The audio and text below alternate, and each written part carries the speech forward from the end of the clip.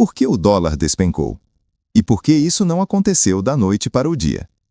Se você acompanha o mercado só pelas manchetes, pode parecer que o dólar simplesmente caiu. Um movimento rápido, uma correção, mais um vai e vem do câmbio. Mas essa leitura é superficial e perigosa. O dólar não despencou por um único motivo. Ele está reagindo a anos de decisões acumuladas, que agora começaram a cobrar seu preço. E quando a moeda mais poderosa do mundo começa a perder força, isso nunca é um evento isolado. É um sinal. O dólar sempre foi mais do que uma moeda.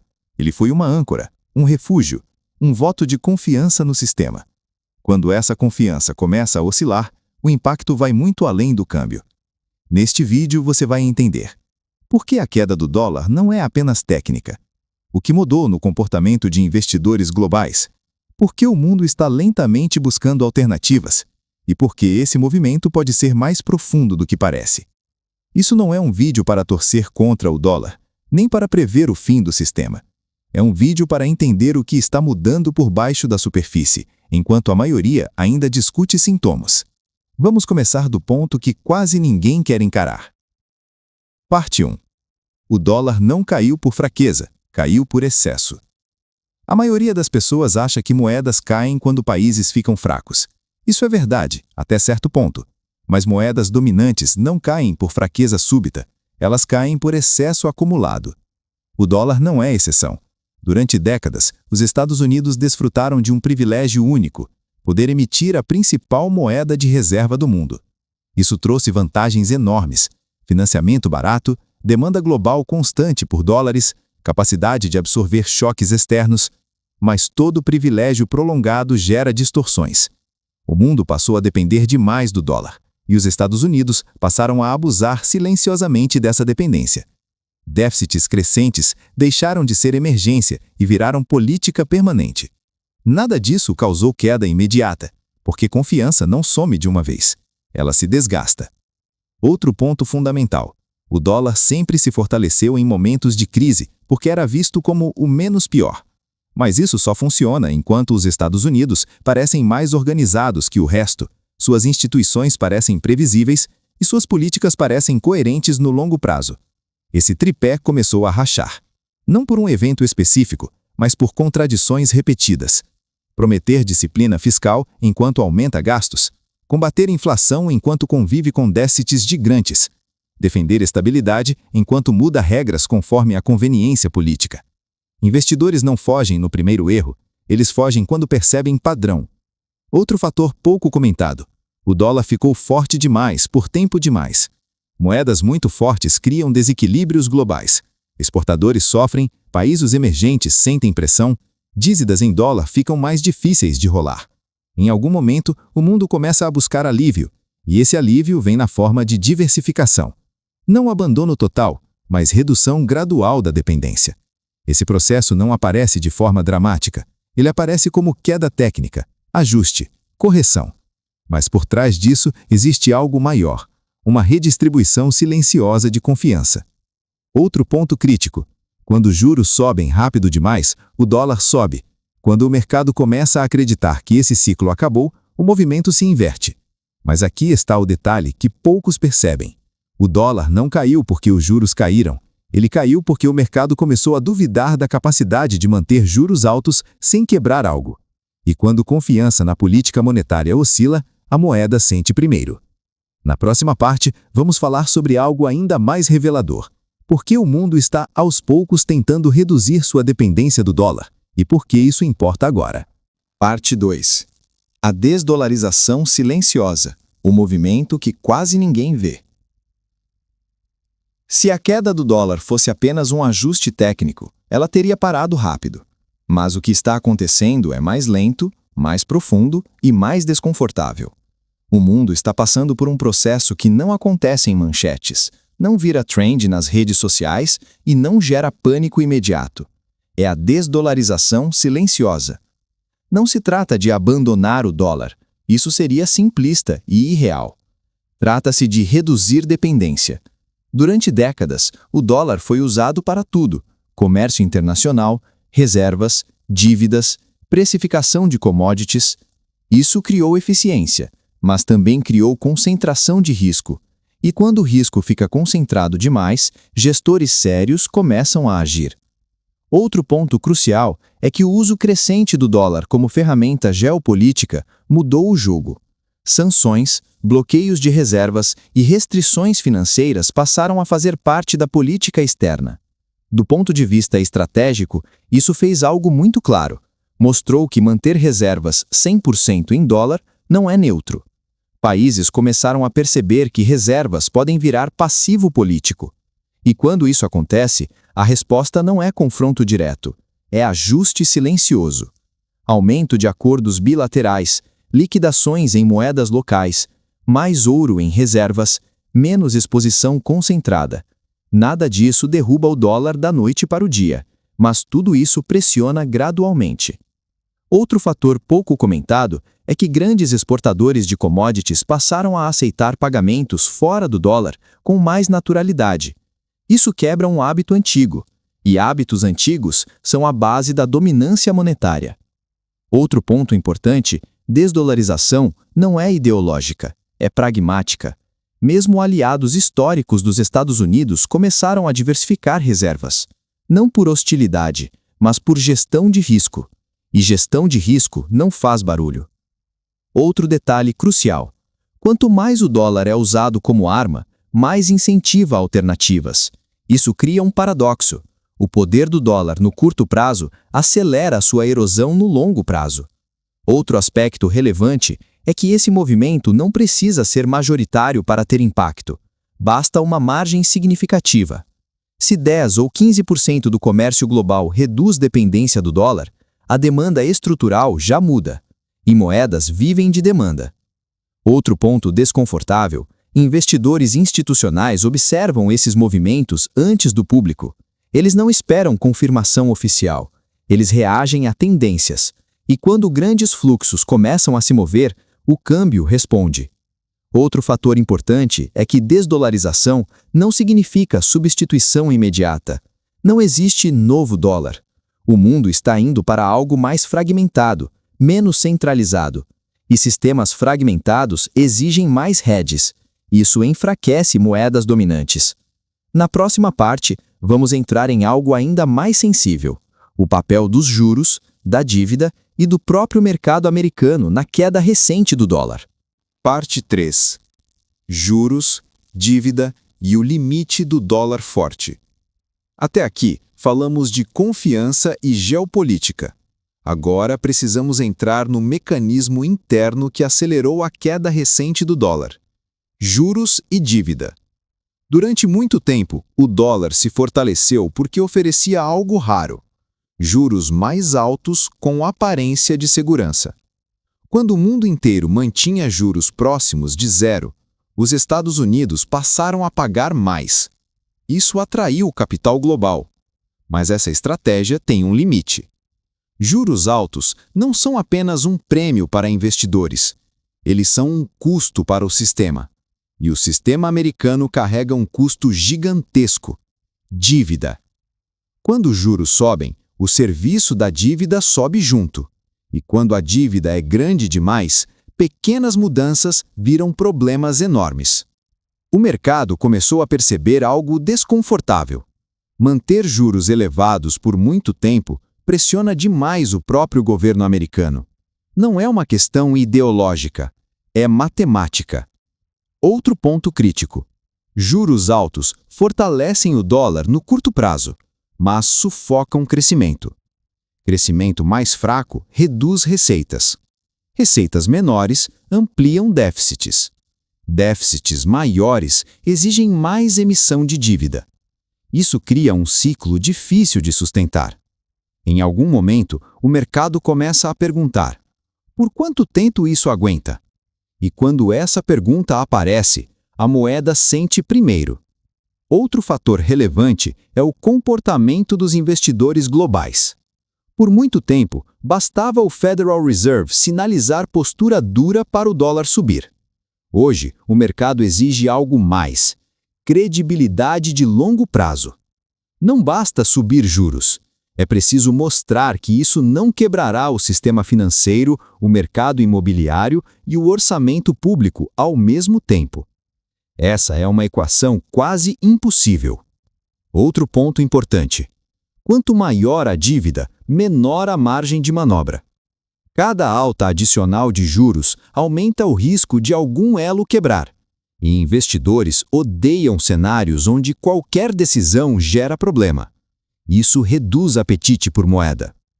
Outro aspecto pouco discutido: o dólar caiu não porque o Fed perdeu o controle, mas porque o mercado precificou o limite desse controle.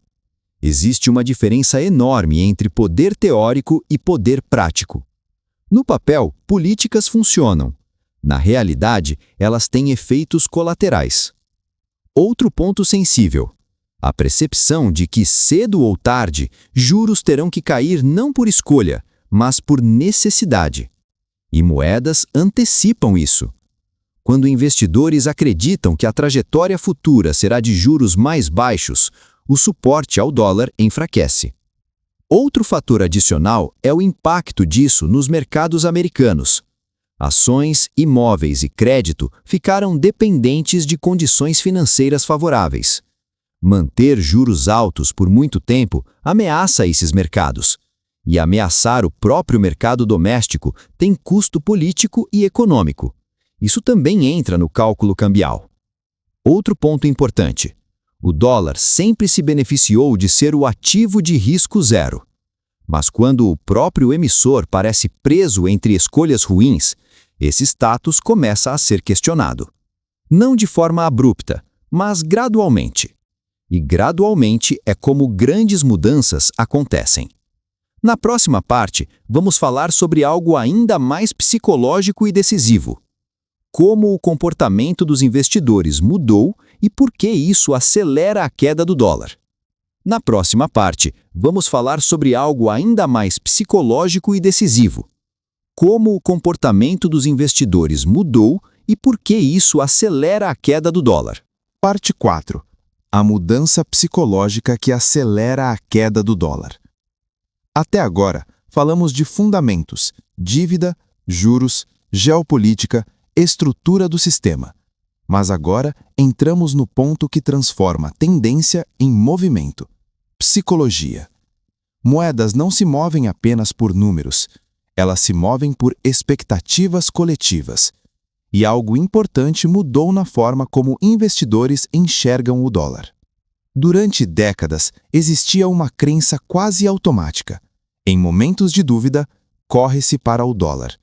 Essa reação virou hábito, e hábitos são poderosos, até pararem de funcionar. O que começou a mudar recentemente não foi a lógica matemática do dólar, mas a confiança emocional nele como refúgio absoluto. Investidores não deixaram de respeitar o dólar, mas deixaram de tratá-lo como única resposta. Isso é sutil, mas é devastador para uma moeda dominante. Outro ponto psicológico crucial: o dólar sempre se beneficiou de narrativas claras. Narrativas como: os Estados Unidos sempre se recuperam, o Fed sempre resolve, o sistema aguenta. Hoje, essas narrativas estão mais frágeis, não porque sejam falsas, mas porque não são mais suficientes.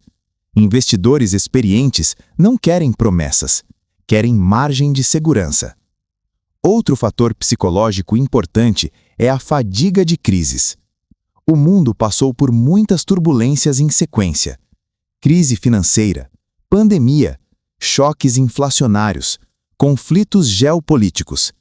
Cada crise resolvida com mais dívida e mais estímulo reduz a confiança na próxima solução. Isso cria ceticismo, e ceticismo muda comportamento.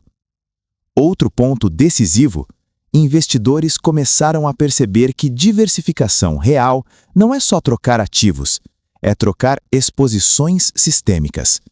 Por muito tempo, diversificar significava comprar diferentes coisas, todas precificadas em dólar. Isso não é diversificação real. Quando essa ficha cai, o ajuste começa. Outro aspecto psicológico poderoso é o medo de ficar preso. Quando investidores veem governos congelando reservas, mudando regras e intervindo em mercados, eles começam a perguntar: e se um dia isso me afetar? Esse pensamento não gera pânico imediato, gera movimentos preventivos. E prevenção é silenciosa. Outro ponto importante é que grandes investidores não esperam confirmação pública para agir. Eles se movem quando percebem mudança de regime, não quando ela é anunciada. E mudança de regime começa na psicologia, não no preço. Outro fator psicológico é o efeito manada tardio. No início, apenas poucos reduzem exposição ao dólar. Nada acontece. Depois, mais alguns. Ainda parece irrelevante. Até que, de repente, o movimento fica visível. E quando fica visível, o preço já se mexeu bastante. Outro ponto crucial: o dólar sempre foi visto como porto seguro. Mas portos seguros funcionam quando o navio acredita que pode sair depois. Quando a percepção de risco sistêmico aumenta, investidores buscam portos múltiplos, não um só. Isso enfraquece qualquer porto dominante. Outro aspecto psicológico final: o dólar não está caindo porque todos perderam fé nele. Ele está caindo porque as pessoas pararam de ter fé exclusiva. E exclusividade é a base do poder monetário. Na próxima e última parte, vamos fechar tudo conectando os pontos. O que essa queda do dólar sinaliza para o futuro do dinheiro, dos investimentos e da ordem financeira global. Parte 5. O que a queda do dólar sinaliza sobre o futuro do dinheiro? Agora podemos juntar todas as peças. A queda recente do dólar não é um evento isolado, nem um simples ajuste técnico. Ela é um sintoma visível de uma transição mais profunda. O dólar não está acabando, mas está deixando de ser inquestionável. E essa diferença é enorme. Durante décadas, o sistema financeiro global funcionou sobre uma premissa silenciosa. Em última instância, o dólar sempre seria a resposta. Essa premissa começa a se enfraquecer. Não por ideologia, não por conspiração, mas por realidade operacional. O primeiro grande sinal dessa mudança é que o mundo caminha para menos centralização monetária. Não haverá uma nova moeda dominante substituindo o dólar de forma limpa. O que está surgindo é algo mais fragmentado, mais complexo e menos eficiente. E sistemas menos eficientes exigem mais proteção. Isso reduz o poder de qualquer moeda única dominar tudo. O segundo sinal é que confiança passou a ser condicional, não automática. Antes, confiar no dólar era padrão. Hoje, é uma escolha estratégica. E quando confiança vira escolha, ela pode ser reduzida, ajustada, diversificada. Isso altera fluxos globais. O terceiro sinal é que o futuro do dinheiro será mais político, não menos. Moedas sempre foram políticas, mas agora isso ficou explícito. Sanções, intervenções e decisões fiscais passaram a ter impacto direto sobre a credibilidade monetária. Investidores começam a precificar isso. O quarto sinal é que resiliência passou a valer mais do que eficiência. O dólar foi extremamente eficiente por décadas, mas eficiência máxima funciona melhor em mundos previsíveis. Em mundos instáveis, resiliência vence. E o mercado está se adaptando a essa nova lógica. Outro ponto fundamental: a queda do dólar não significa que outros ativos são automaticamente melhores. Significa que a gestão de risco ficou mais importante do que a busca por retorno máximo. Esse é um ambiente onde investidores experientes reduzem exposição a erros grandes, mesmo que isso custe retorno potencial. Outro sinal importante é que movimentos desse tipo não se resolvem rapidamente. Mudanças de regime monetário são lentas, irregulares e cheias de ruído. Elas não seguem linha reta. E é exatamente por isso que muitos só percebem quando boa parte do movimento já ocorreu. Outro ponto essencial: o dólar ainda é forte, relevante e amplamente usado. Mas o mundo está aprendendo a não depender exclusivamente dele. E dependência exclusiva é o verdadeiro pilar da dominância. Sem exclusividade, o poder diminui, mesmo que não desapareça. Se você chegou até aqui, a conclusão central é simples. O dólar não despencou porque ficou fraco de repente. Ele caiu porque o mundo começou a se preparar para um cenário onde confiar cegamente é caro demais. Isso não é o fim do sistema, é uma adaptação do sistema. E mercados punem quem ignora adaptações estruturais. No fim, o dólar continuará existindo, mas talvez não como a única resposta. E entender isso antes do consenso é o que separa quem reage de quem se posiciona. Se esse conteúdo fez você refletir, considere se inscrever no canal. Curta o vídeo e compartilhe com alguém que também pode se beneficiar dessas ideias. Essas pequenas ações ajudam muito o canal e tornam possível continuar trazendo novos conteúdos como este, com mais profundidade e consistência. Obrigado por ouvir até o final.